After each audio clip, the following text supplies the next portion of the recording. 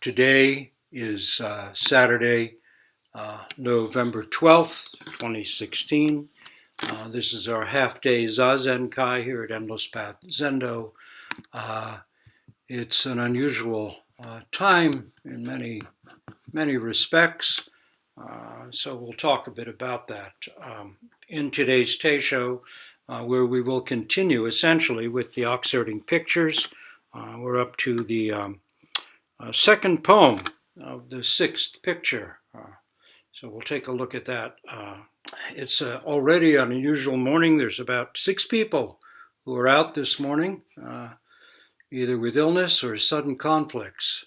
So life can take strange twists and turns, as this week has revealed at many levels. The unexpected and even the unwanted may happen. This is indeed always part of our reality. And it always shocks us, catching us unaware. We'll take a look at a bit about this and look at the oxerting pictures, which are so generous in their wisdom and in their equanimity, and also in their deep Dharma joy, which is something nice to touch base with after our recent presidential election, which has created so much turmoil and grief. So let's take a look at, first of all, what I've wrote this morning, just as a reminder, and then we'll begin with the oxerting pictures where we were. Now is the time for deepened commitment to a path of realization and of increasingly selfless embodiment of the way of compassionate engagement. This is what Zen is about.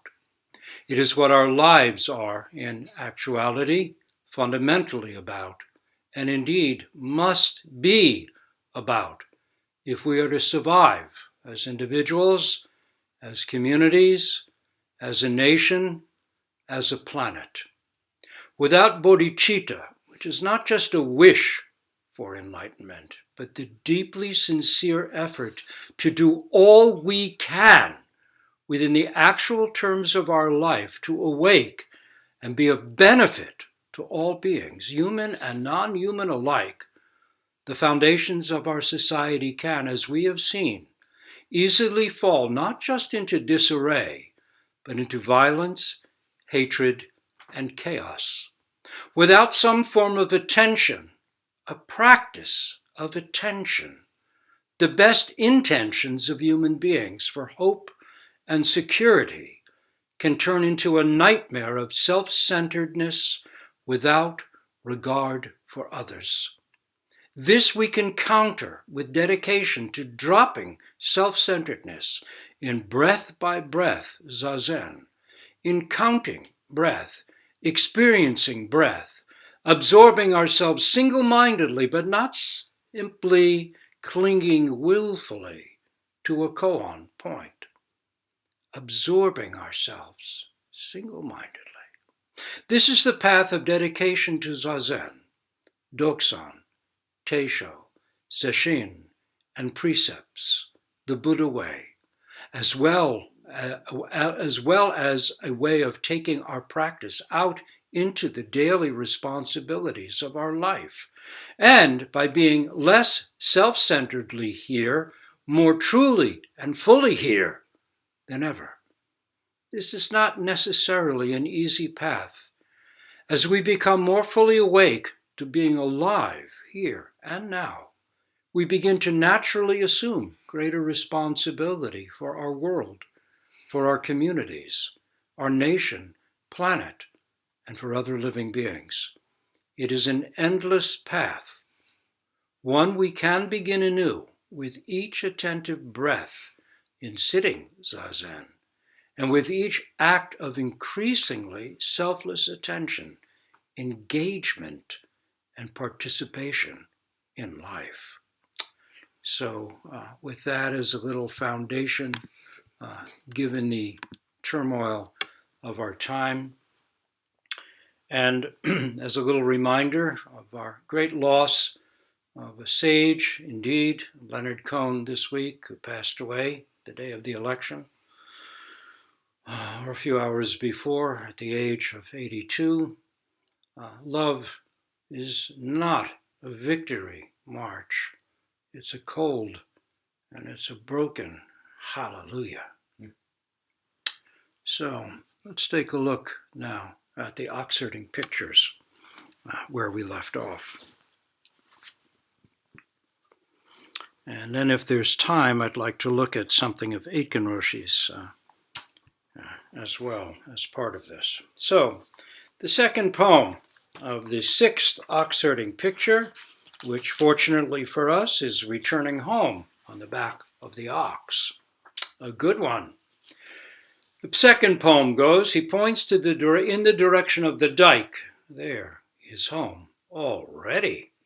Emerging from the mist and fog, he quietly plays the wooden flute. Emerging from the mist and fog. Oh, isn't that wonderful?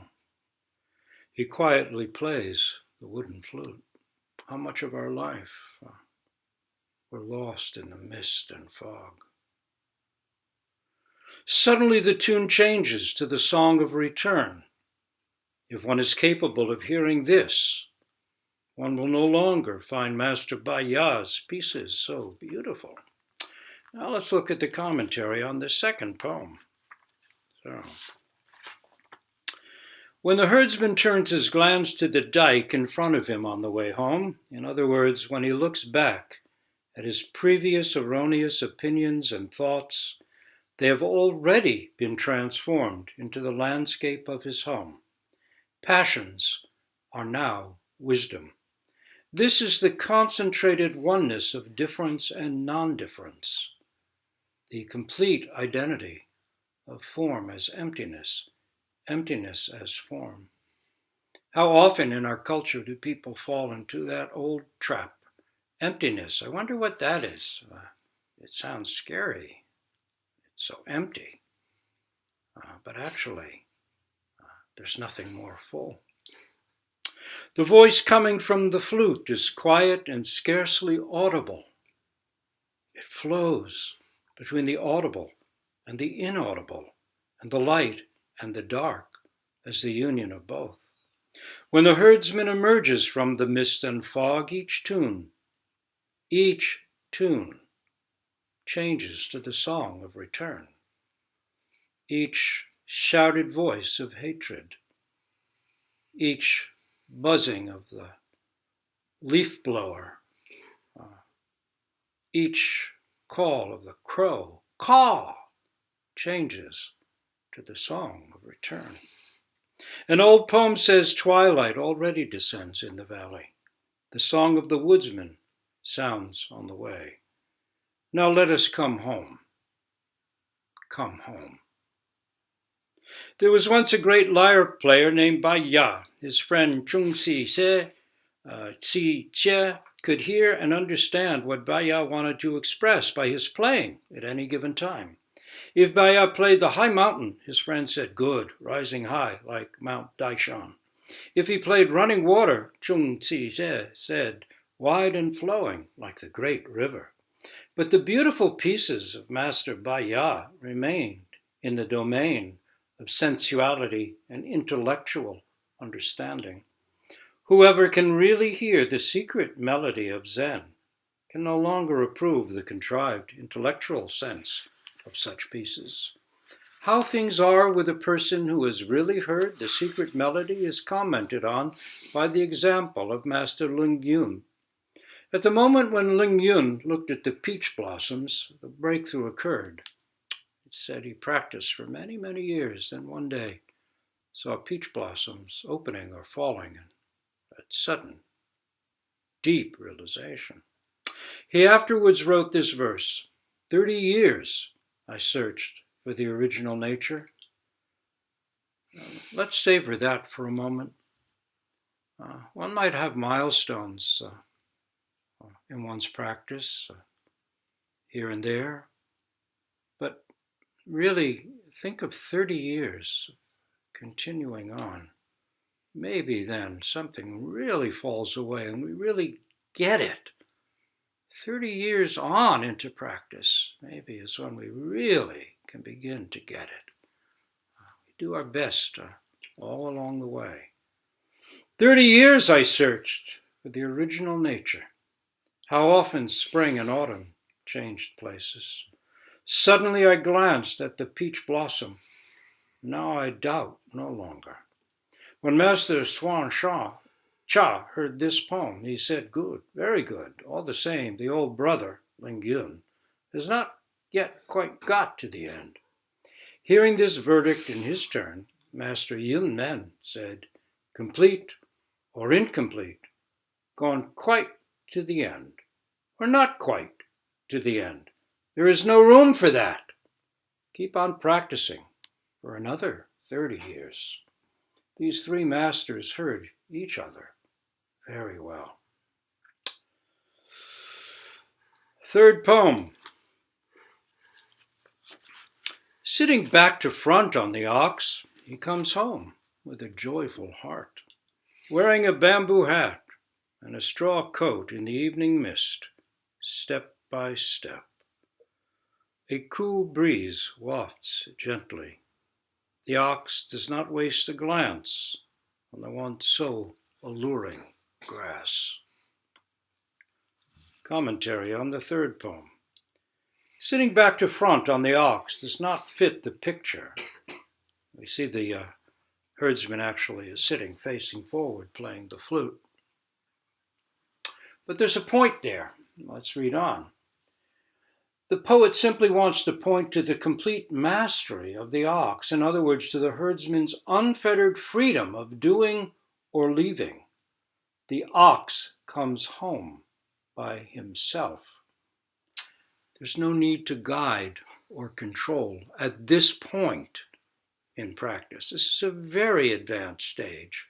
As Yamada Roshi said in one of the earlier Teishos when I quoted him, he quotes Yasutani Roshi. He's saying he doubts there's a handful of people on the whole planet who've actually reached this stage. Not that they haven't touched base with it, seen it, glimpsed it, but live there.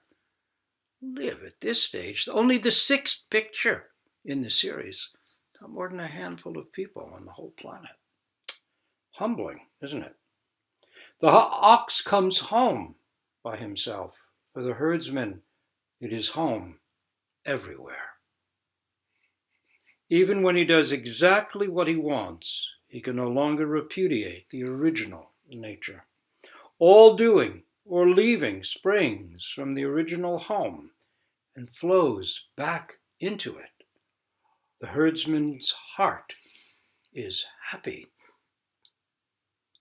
People can see us often looking quite grim in our practice. It's a wonderful reminder. The herdsman's heart is happy. Eiken Roshi used to say, please carry your mu lightly. Coming home, the herdsman wears a bamboo hat and a straw coat. This means that even when one gains the great truth, one does not change one's appearance. One doesn't become special or look special in any way. Wherever the cool wind blows and wherever one's feet may lead, there is home. Boy, that's a wonderful line, isn't it? Remember Hakuin says about, how does that go? Like a child of rich birth wandering poor on this earth, we endlessly circle the 6 worlds. Here, the ox herding pictures reminds us. Wherever the cool wind blows us, and wherever our feet may lead, there is home. Not all who wander are lost, is how Tolkien put it in The Lord of the Rings, speaking of Aragorn. In part. The border between worldly and beyond has disappeared. The ox lacks nothing and is satisfied. He does not cast a glance at the grass. There is nothing more to say or tell. This is only the sixth of the ox-herding pictures, and there's already nothing more to say or tell. Really, where can we go from here? The path of Zen is so profound, so subtle, so genuine. It is impossible to fathom. The ox-herding pictures touch base with something really unfathomable. So that is the sixth of the ox-herding pictures, riding home on the back of the ox. Next time, by the way, does not cast a glance at the grass. How many things pull us one way or the other? Desires, temptations, thoughts, self-centeredness. No. At this stage, nothing pulls the ox towards any of those silly little places that can cause so much pain and confusion. Nothing pulls the ox to wander off and eat that grass. Not even a glance. No temptation at all to that. The seventh we begin next week is the ox is forgotten. The herdsman remains. Now, I'd like to read to you a little bit from Eiken Roshi's The Practice of Perfection, which is the paramitas. It is the 10 perfections from a Zen Buddhist perspective. Prajna, of course, wisdom, prajna paramita, which we chant and will chant in our service a little later this morning, is just one of the perfections. It's perfection of wisdom. I'd like to look today at the, let's see what number it is, the third paramita, or perfection of our own nature. These are perfections that we work on perfecting, but there are aspects already, right now, of our own nature, which is why we can work on perfecting them, not gaining them, perfecting them. Forbearance, the Kshanti paramita. And Eiken Roshi writes, Kshanti translated as forbearance and endurance is the third paramita. The first is dana paramita, which is generosity, endless giving. The second is morality, shila paramita. Ethics and emptiness are not two things at all. And then the third, Kshanti. So, this is not merely control of impatience, but the virtue that appears in the absence of hatred, repugnance, and malice.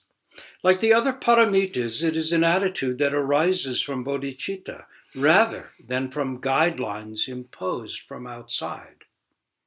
Kshanti has three aspects: gentle forbearance, endurance of hardship, and acceptance of truth. Gentle forbearance is the spirit of forgiveness. Injury is forgiven, and the occasion is used as an opportunity to reveal the essential harmony of all beings. There are no exceptional circumstances that would justify other kinds of responses. The Bodhisattva remembers the Buddha's words, the strength of a religious teacher is in his patience, or her patience. This strength plays itself out in teaching the Dharma, not in self-aggrandizement or protection. Very important words. This strength plays itself out in teaching the Dharma, not in self-aggrandizement or protection. Here's a koan case that Eiken Roshi puts before us. The head monk, Tsuhai, asked Fa Yen, in opening this hall as a teacher, from whom do you have succession? That is, who made you a teacher? What's your lineage? Fa Yen said, Ti Tsang. Tsuhai said, you have turned your back on our late teacher, Chang Cheng. They had been brother students under Chang Cheng. Tsuhai said, Oh, yes, you have turned your back on our late teacher, Chang Ching. Fayan said, I still don't understand one saying of Chang Ching. Tzu Hai said, why don't you ask me about it? Fayan said, in myriad forms, a single body is revealed. What is the meaning of that? Tzu Hai lifted up his whisk. Fayan said, that is what you learn from Chang Ching. What is the head monk's own opinion? Tzu Hai said nothing. The dialogue continues, writes Aitken Roshi, but this is enough for our purposes. Tzu Hai and Fayan had been brother monks studying under Chang Ching. Fayan went on pilgrimage, where he encountered Xizang, and in their exchange, recorded in case 20 of the Book of Serenity, he suddenly saw an important point and remained with Xizang and became his successor.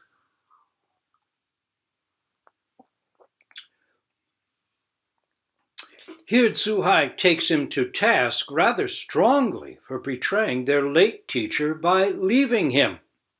But notice Fayan's response.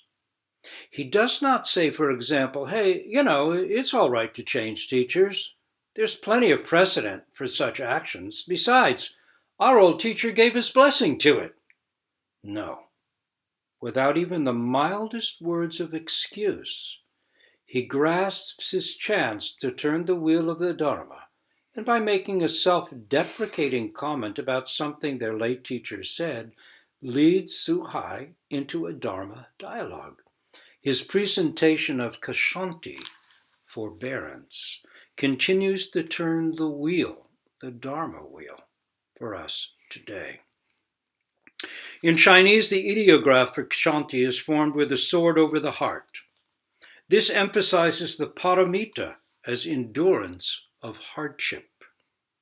We live even in our most joyous moments with the sword of Damocles hanging above us by a single hair. The picture of our companion is on our altar as we hold our memorial service. Last month, we had no idea that our friend would disappear into a photograph. You and I too will disappear into photographs soon enough.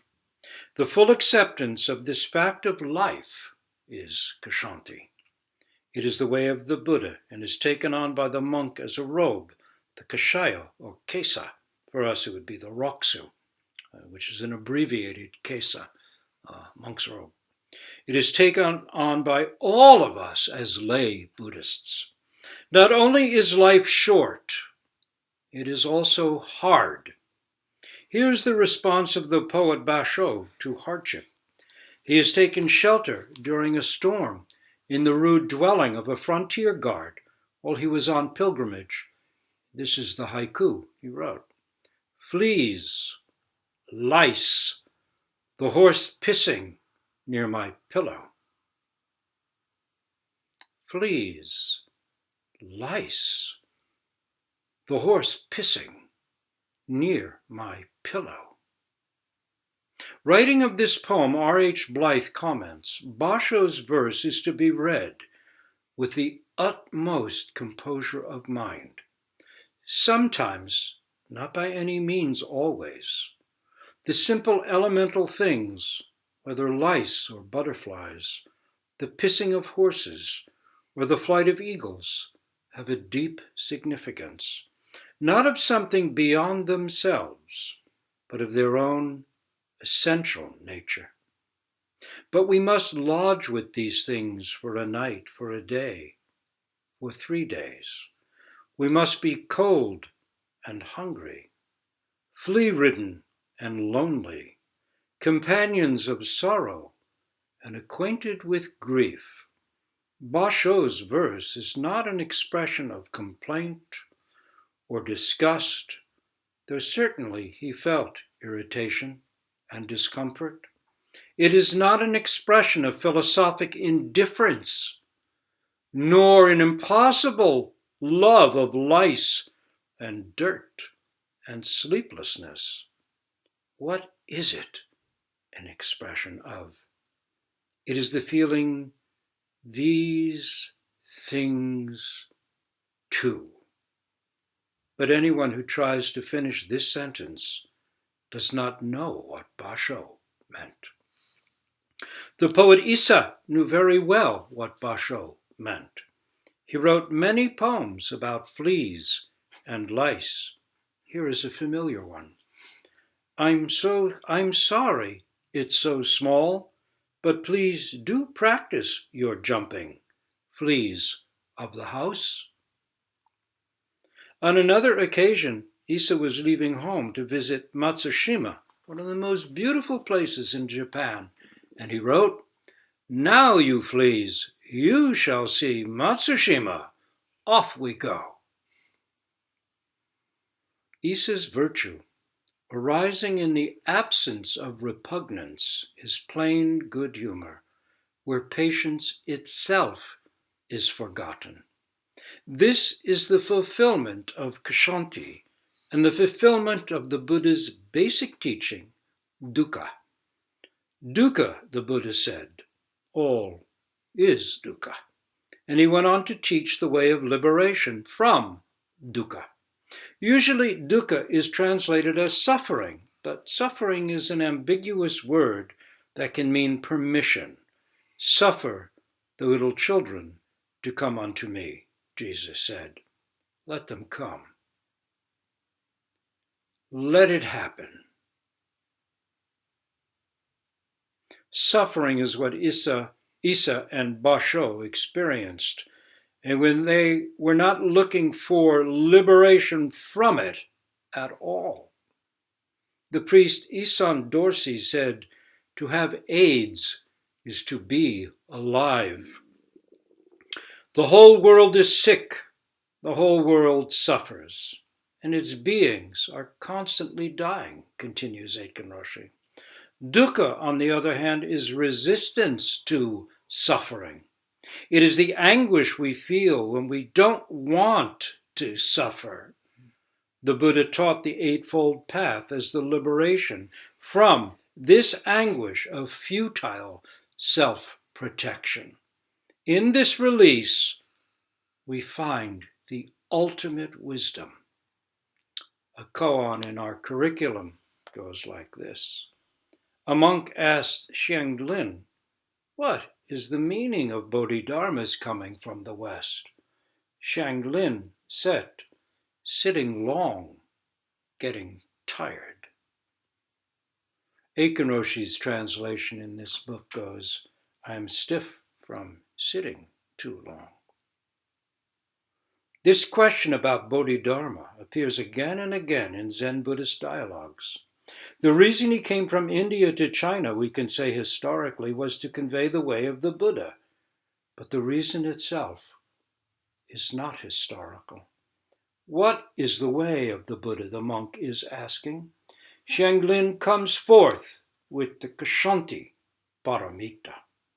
That very stiffness, that very tiredness is the reason. My teeth loosen and my hair turns white. My wife has arthritis in her hip and must use a cane sometimes. What a comfort this cane is, she exclaims. Recently I spoke with a woman who had adopted a son from another country when he was still a baby. He had been kept in a crib for his first 5 months, and today at age 13 he has not attained reading and writing skills that would be average for his age. But he lives with this as his nature and works with it, she remarked. This is the noble path of the Buddha, writes Aitken Roshi. The final aspect of Kshanti is acceptance of the truth. This is the way of working out bodhicitta. It involves difficult, sometimes painful practice, a self-imposed limit upon the appetites, and a drastic avoidance of ordinary worldly distractions. Gradually you purify yourself, Wu Men wrote, eliminating mistaken knowledge and attitudes you have held from the past. Step by step you eliminate your ideas of a permanent soul, clarifying the oneness of life and death, as you come to understand the unity of inside and outside. This is not just a philosophical practice, and it is not just working on yourself, quote unquote, in a psychological sense, though the intellect and the psyche have important roles. The Buddha first tried philosophy, went on to asceticism, and finally took up the practice of exacting meditation. Though there was a certain sequence in his career, he did not reject the philosophical method or the asceticism he had practiced earlier. His philosophical training gave him tools, we can be sure, for the expression of the truth he uncovered under the Bodhi tree. He could not have held himself steady for his final work under the tree without his 6 years of disciplined asceticism. In the Cheng Dao Ke Shodoka, Song of Realizing the Way, Yungche cites the Buddhist folk story of Shakyamuni living for many kalpas as an ascetic sage, Kshanti personified. Ikkyu Zenji inscribed his poem on a painting of the Buddha as Kshanti, and he writes, "For 6 years, hunger and cold pierced his bones to the marrow." Ascetic discipline is the mysterious teaching of the Buddhas and patriarchs. I am convinced there is no natural Shakyamuni. Now in the world, patchcloth monks are just rice bags. This is Sonia Arndtzen's translation. The term Genshi, which Dr. Arndtzen translates mysterious teaching, can be rendered in a number of ways. Gen is also initiated and expert. Shi is instruction, but is also successful, splendid, promising. Ikkyu is giving a lofty place to ascetic practice. Without it, he is saying, even Shakyamuni would have not found his great realization. Without ascetic practice, Buddhist students were just rice receptacles in Ikkyu's day, and perhaps he would have similarly scornful remarks about us in our time. There is no natural Shakyamuni, no nature-made Shakyamuni, to use D.T. Suzuki's version of Ikkyu's words. In other words, to continue with what Aitken Roshi is pointing to, practice is essential. And it is ascetic, that is, it is willed self-discipline. The perfection of discipline is the peak experience of dropping off body and mind, and there are many steps in preparation. Let me repeat that. The perfection of discipline is the peak experience of dropping off body and mind, and there are many steps in preparation. This is not, of course, the asceticism of staring at the sun from a bed of nails, but it is rigorous nonetheless.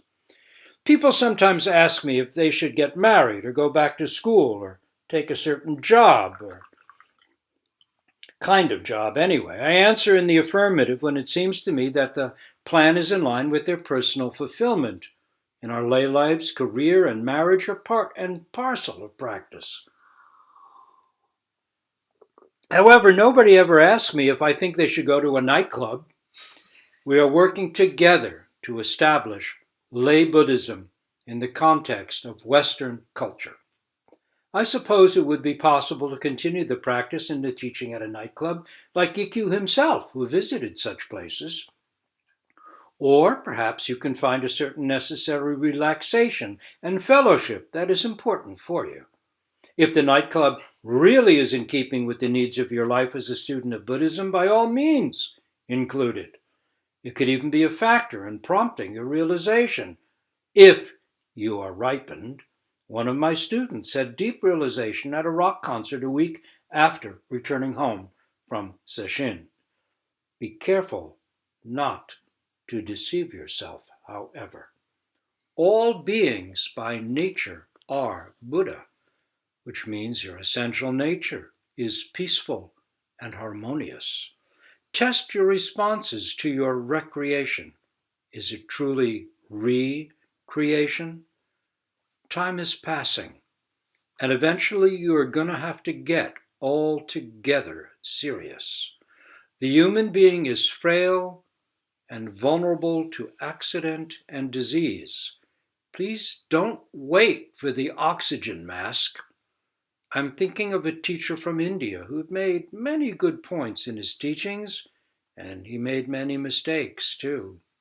Paramount among the latter was his neglect of asceticism. Therefore, fundamentally, there was no practice among his followers. Practice is ascetic. Asceticism is practice. All this may sound unreasonably demanding, but it is not. Leisure is part of practice. Our ideal is the royal ease of Kuan Yin, and this is not something merely for the future. We do not work intensively without respite and then suddenly retire to royal ease. Leisure, sleep, vacation, these are practice too. In fact, according to Buddhist philosophy, the highest and best kashanti is the total release from hatred, repugnance, and malice that comes with realizing nothing itself. With this peace experience, you find rest and peace. This is the peace of Putai, that is Hotai, entering the marketplace with bliss bestowing hands. This, of course, is a reference to the final stage of the ox herding pictures, which we'll get to in time. Aiken Roshi continues, it is your peace as you vaporize the gossip in your workplace or on Facebook or at your practice center. So the questions and answers that follow this are very good as well. But I think, let's see, maybe there's one or two that I can share with you. Let's see.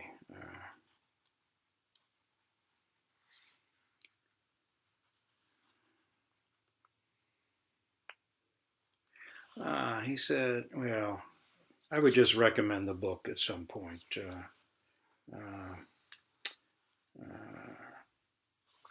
Aiken Roshi always strikes me exactly right. And his book on the Paramitas is, I think, a very important one. And I was touched to find on opening this book an inscription from him. December 9th, it was after Rohatsu Sesshin, when I was at Pololo Zen Center. 12/9/94, a long time ago. And he wrote, for Rafe at Pololo, dear old friend, love from Roshi. I cannot tell you how much those words moved me, coming from a much more severe style or atmosphere of practice. So why don't we stop here? We can take a few minutes for Shosan. If anyone has anything they'd like to bring up in relation to this, or indeed in relation to the practice of forbearance in the midst of our current life in this country, and how you're doing with the proceedings of this week.